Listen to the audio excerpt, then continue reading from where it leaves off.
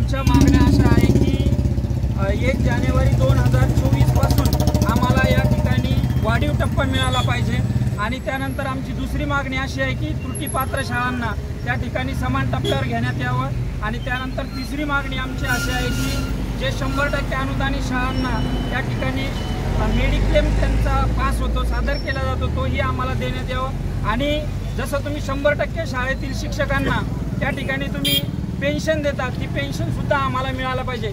गेल्या 12 जुलैपासून आम्ही जालना जिल्ह्यामध्ये या ठिकाणी आंदोलन करत आहोत आणि याची दखल घेऊन संपूर्ण महाराष्ट्रात आज रोजी संपूर्ण महाराष्ट्रामध्ये जिल्हाधिकारी कार्यालय असेल त्यानंतर शिक्षण अधिकारी कार्यालय असेल या सर्वच ठिकाणी आमचे आंदोलन सुरू झालेले आहेत। जर या आंदोलनाची शासनाने दखल घेतली नाही तर येणाऱ्या काळात महाराष्ट्रातील सर्व शिक्षक रस्त्यावर उतरल्याशिवाय राहणार नाही आणि यांच्या खुर्च्या खाली केल्याशिवाय राहणार नाही।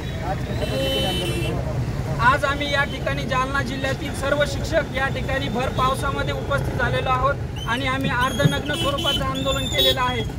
येणाऱ्या काही दिवसामध्ये आम्ही अधिक आक्रमकपणे रस्त्यावर उतरून आंदोलन करणार आहोत। माझं नाव शंकर मनोहर शेरे, जीवनराव पारविद्यालय चंदनजिरा।